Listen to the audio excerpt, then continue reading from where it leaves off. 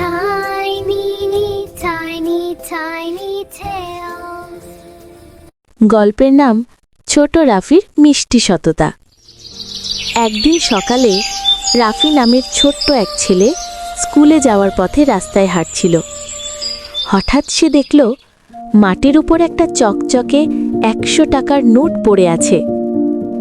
রাফি টাকা তুলে চারপাশে তাকালো, কেউ নেই। তার মনে একটা ছোট্ট দ্বন্দ্ব শুরু হলো। এই টাকাটা দিয়ে আমি আইসক্রিম কিনে খাবো, ভাবল সে। কিন্তু সঙ্গে সঙ্গে তার মার দেয়া উপদেশ মনে পড়ে গেল। তার মা তাকে বলেছিল, সত্যবাদী মানুষকেই সবাই ভালোবাসে রাফি। রাফি টাকাটা নিয়ে পাশের এক দোকানদার চাচার কাছে গেল।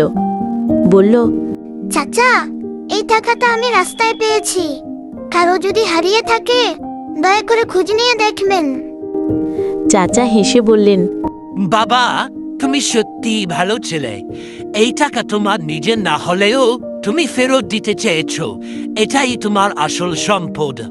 কিছুক্ষণ পর এক বৃদ্ধ লোক দোকানে এসে বললেন, আমার মনে হয় আমি এখানে একটা 100 টাকার নোট ফেলেছি। রাফি খুশি হয়ে টাকা ফিরিয়ে দিল।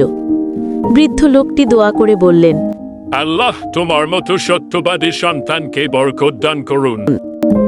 সেদিন রাফি শিখল, সততা সব থেকে বড় গুণ। হারানো জিনিস ফেরত দেয়া মানে শুধু টাকা নয়, নিজের মানও রক্ষা করা। শিক্ষণীয় কথা, সততা মানুষকে সবার প্রিয় করে তোলে। ছোট কাজের মধ্যেও বড় গুণ প্রকাশ পায়।